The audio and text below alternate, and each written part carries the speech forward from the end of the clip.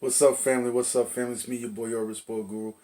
Let me give you my recap for Week 6. I've seen a lot of things Week 6 that need to get spoken on. Let's start off with Tampa and Carolina. Carolina won as expected. Y'all know I gave up on Jameis Winston. And it's games like this that makes me feel good about giving up on him.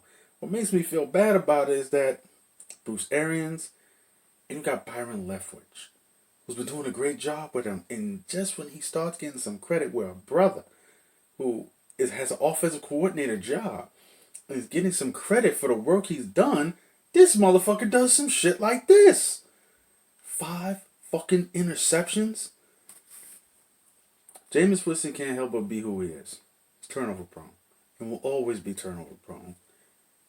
If this does not seal the deal that the Tampa Bay Bucks need to move on from Jameis Winston, I don't know what the fuck to tell you.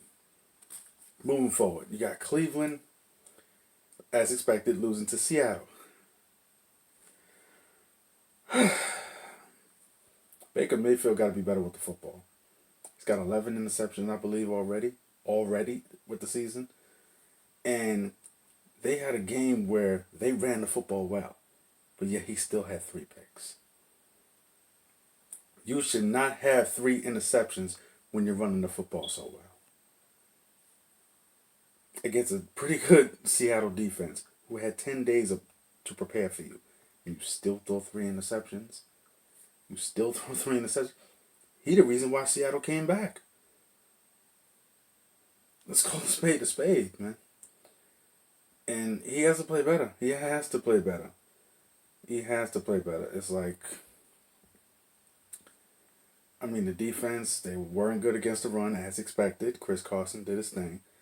And my MVP, Russell Wilson, did his thing as expected.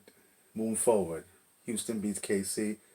The problem with KC, and I said this beginning of the year, I picked Russell Wilson as my MVP in the preseason.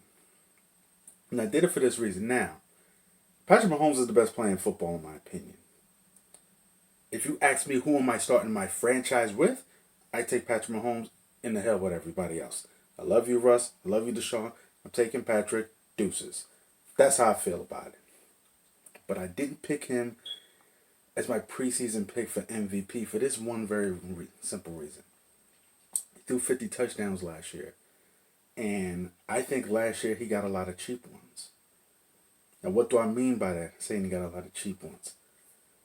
Andy Reid, great scheme guy, does a lot of creative things. Got a lot of quote unquote touchdown passes for him. They were basically little shovel passes, things of that nature. And not that the league hasn't caught up on him particularly, because I think he's the best in the game, but they've caught up to that. And their team is based upon playing with a lead. When they're not playing with the lead, then their horrible run defense gets exposed. Even last year, they were built to play with a lead, and they had so many sacks.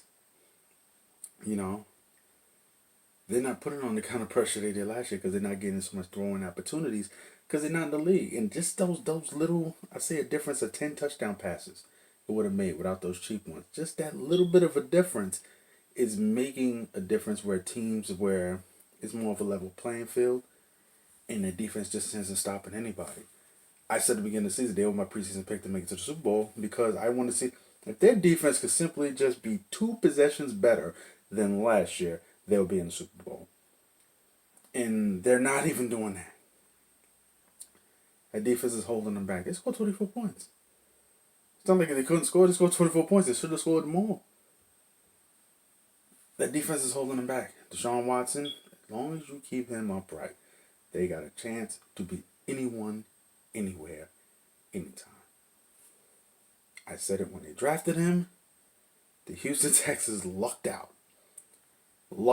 Because normally with the draft, you go after the tall, big, shiny object like Mitch Trubisky, who I do like now, but he fits the template of what they want a prototypical quarterback to be. Where Deshaun Watson was the best player in college, and it's like, in my opinion, he was better than Mahomes then. Mahomes, of course, had a better upside, but he was better than Mahomes and he should have been the number one pick. But the thing is, Deshaun Watson's not 6'4". He's barely 6'1". That's why he wasn't the number one pick. No other reason. And the only time you've seen teams buck that trend is when Cleveland picked Baker Mayfield. And Houston received a gift. A gift.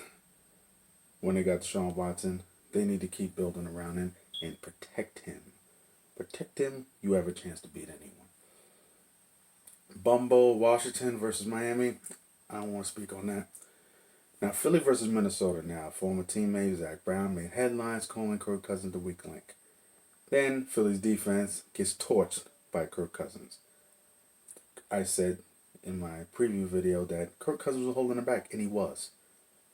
He was. Now, these last 2 weeks, okay, last week against my Giants, but this against a good defense, even though Philly's corners are suspect, it's a good defense. And this is what they need out of him because they have every bit of talent necessary to make a legitimate run for the Super Bowl. Every bit of talent. Completely stacked on the defense. All three lines of the defense. Stacked on offense. Got Dalvin Cook, who is a problem. 2 good receivers. You got 2 good tight ends. Coaching. Everything is there. The only team that I could think of, top to bottom, that has a better situation is probably Dak Prescott in Dallas, who lost too, by the way. Oh, happy day. I'll get to that in a minute. It's all on Minnesota. And it's all on Minnesota, and it's all on you, Kirk Cousins. Get it done. Now, New Orleans beat Philly. No, not New Orleans beat Jacksonville, I'm sorry. And Sean Payton, Coach of the Year. He's my pick for Coach of the Year. I don't care what nobody say. I don't even think there's much of a debate about that right about now. I'm just leave it at that. No, Rams did what I expected them to do. No Todd Gurley, no running game, stunk it up against a damn good defense. I told y'all last year that defense is 1 year away. 1 year away. And look what they're doing this year. Since last year, that defense is 1 year away, and look what they're doing this year. And they're basically covering up for Jimmy G not being all there. And defense and running game are covering up for that. By the end of the year, I said they would go 8-8 because I didn't think they would be as sound offensively to start off because Jimmy G he looked real suspect in the preseason. I didn't expect him to do such a good job at the very least not fucking it up. So as he continues to progress, second half of the season, late in the season, you're going to start seeing more dynamic shit out of them. They are a serious contender in the NFC. Call a spade a spade. That defense ain't getting no worse. And Jimmy G is going to keep getting better. 49ers are a scary team, y'all. Atlanta, now 1-6. It's over. Dan Quinn, I like you. But I hope you rent it and not buy it. That's all I'm saying. Tennessee at Denver has not shocked. I told you at some point in the year, Ryan Tannehill will replace Marcus Mariota. Now, that draft, you had Jameis Winston and Marcus Mariota. I was a Jameis Winston guy. Never was a fan of Marcus Mariota. Never was. I picked him to at least win this game, but what we're seeing these last 2 weeks is the Vic Fangio defense that we expected to see those first couple of weeks. Because how they looked in the preseason, because of the defensive mind that Vic Fangio is, with some of the talent that's on there. I understand you lost Bradley Chubb, but you still got Von Miller. Still got a lot of speed in that front seven. Derek Wolfe and company. And they pitched a shutout. And they're going to be a very, very dangerous team. I believe their next game is against Kansas City. Off the top of my head. That's going to be a very, very interesting game. Because right now, it's Joe Flacco. Don't fuck it up. These boys are going to get you the ball back. And it's working. Salute to the Broncos. Dallas. Oh, happy day. Oh, happy day. I love the fact that the Cowboys lost again. God bless them. And it's like, the thing about the Cowboys that's blowing me away with this is that, blowing me away with them. what happened to this defense? I mean, you paid Tank Lawrence. He ain't balling. Paid the linebacker. He ain't balling. The only person on that defense that I would say is balling is Robert Quinn, who's hoping to get paid.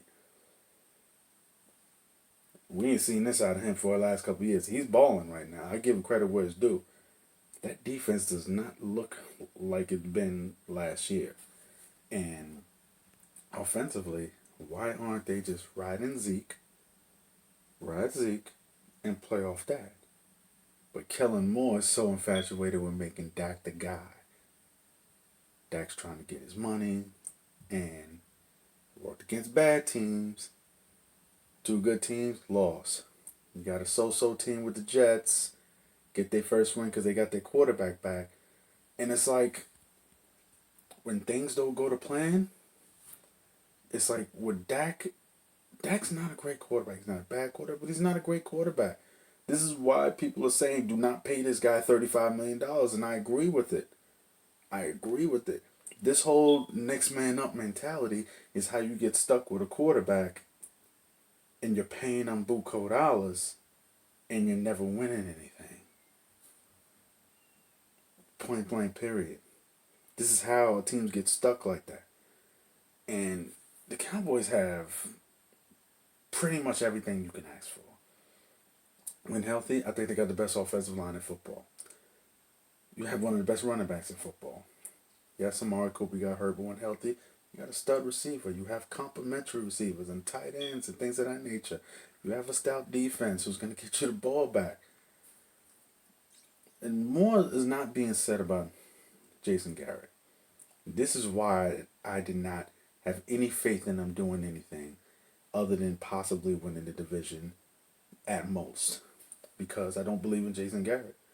One thing the Cowboys have done throughout the last 20 years is assemble talent.